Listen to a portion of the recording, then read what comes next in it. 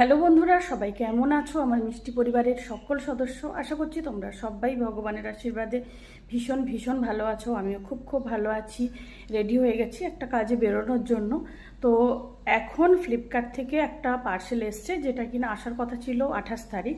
তো পার্সেলটা দেখাই একটুখানি, কিন্তু খুলে দেখাবো না, অনেক বড় একটা পার্সেল।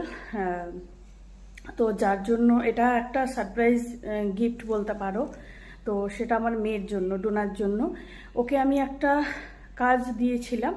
তো না, একদিন মানে স্কুলে যাওয়ার পথে দোকানে ও এই গিফটটা মানে এই জিনিসটা দেখে বলেছিল যে আমাকে কিনে দেবে। আমি বলে হ্যাঁ দেবো, আমি একটা কাজ দিচ্ছি, সেটা করে দিতে পারলে, করে দেখাতে পারলে অবশ্যই দেব। তখন বলছে হ্যাঁ ঠিক আছে দেখাবো। তা ও ওর কথা রেখেছে, তো আমারও কথা রাখার পালা। তো যে কারণেই আর কি আমি অর্ডার করেছিলাম, ও জানে না সেটা।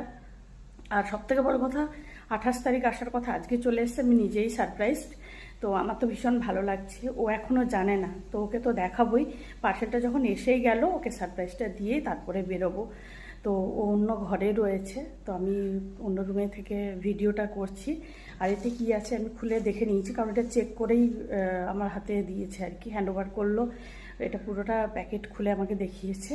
তো আমার মেয়ের ভীষণ ভীষণ পছন্দের একটা গিফট রয়েছে, খুব পছন্দের একটা গিফট রয়েছে। তো আর বেশি কথা বলবো না, এখন ব্যাক ক্যামেরা করছি, ওকে ঘরে গিয়ে এটা দেবো, আর তখনই তোমাদের সঙ্গেও শেয়ার করবো এতে কী আছে।